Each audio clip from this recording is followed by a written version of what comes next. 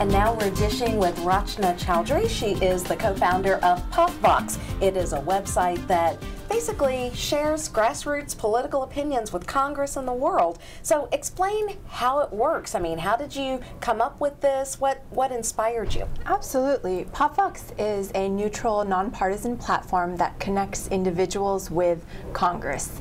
And basically a good way to think about it is a dashboard on your car. It helps you see what's coming ahead, what's around you, and gives you all that data in one place.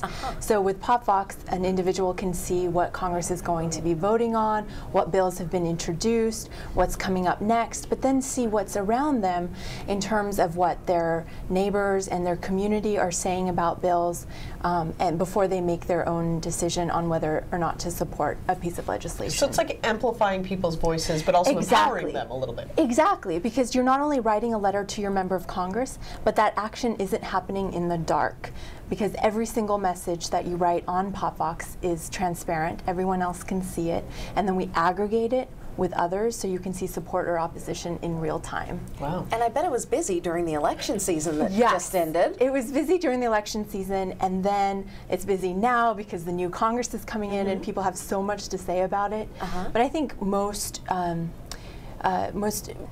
unique about PopVox is there's particular moments in our history and just recent lives with the news and what happened at the elementary school in Newtown that people wanted to say something. Whether or not they supported gun control or wanted to support the Second Amendment, they had something to say, and this was the place where they went to share that opinion in a way that other people could see their point of view.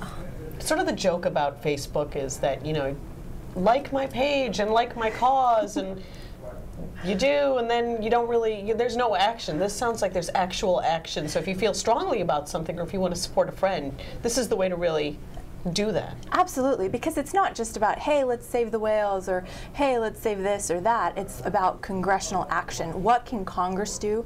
And in a way, you're telling Congress, hey, support this particular bill or this particular issue. So it's much more targeted, and because every message that you write to Congress, we deliver guaranteed, you know that Congress is listening. Have you seen any sort of, groundswell on PopVox that has actually brought change to Congress? Yeah, we see bills, especially in the previous Congress, that have moved or not moved because of what people have said on PopVox. Wow. And that's been really inspiring when you see the trending bills list, which we have, and you keep refreshing it, and you can see in real time how certain bills are moving and people are sharing it with others. And then Congress gets to see this pie chart of intense support or intense opposition, and of course that motivates them because those are the people that they're responsible for. Now, we hear this all the time. Write to your member of Congress, write to your senator. And in a Senate office, they get so many letters. They used to get blast faxes. They work on all of these different kind of emails straight into their inbox from interest groups. But how is what you're doing with PopVox helping the actual office? I mean, you talked about how they can look at a pie chart and see what's really, trending. Yeah. But how is it helping the congressmen to move forward with how they work with their constituents? Not just my ability to write to my congressman and be heard, but how does it work the other way? We didn't want to create more problems for the congressional office, and my co-founder Marcy and I, when we started PopVox together, she was a congressional staffer, so she knew exactly what the pain points of that staffer was that was just overwhelmed with phone calls and emails. So we wanted to create a system which was transparent and accountable, but also verified who a constituent was. Your member of Congress just wants to hear from you as a constituent and not Mickey Mouse from Main Street or some fake name, but also not someone from another congressional district. Right, because they didn't vote for it. Exactly. So what we do on PopVox is we verify your address with the U.S. Postal Service. So when Congress receives your letter through PopVox, they get a verified by PopVox message, so they know that you're an actual constituent and not just some random person. And by verifying that information, Congress knows that they should be responding to you because you're legit. And do you think that this day and age people are more likely, especially because of Facebook and Twitter and all the things we were talking about earlier, more likely to write an email or a social media message than an actual snail mail letter? Well, snail mail usually takes a long time, and then with all the safety precautions that Congress has in place. You never know if it really gets there. Exactly, and how quickly.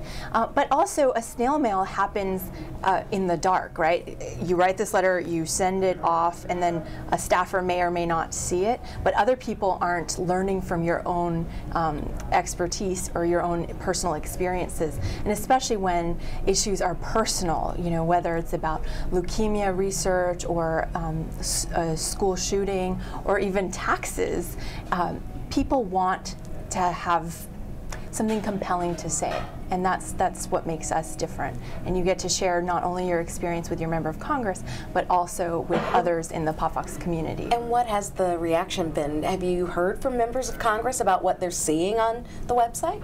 They really like it. Not only are we actually delivering the messages to Congress, but the aggregated data that they can see in real time, how does their own constituency feel about a certain bill, is not available anywhere else. So it's like really great information for them at their fingertips, especially for a staffer who's so swamped with their already packed schedules, to be able to brief their boss in an instant, where in real time they can say, hey, this bill got introduced, this is what people in our district are saying, and these are what other organizations are saying about the bill itself. It allows all that information in one place, and we have an iPad app for congressional staffers in particular. So, well, like anything on the internet, it's really great, but how do you monetize it? Who's paying for this? How are you making money?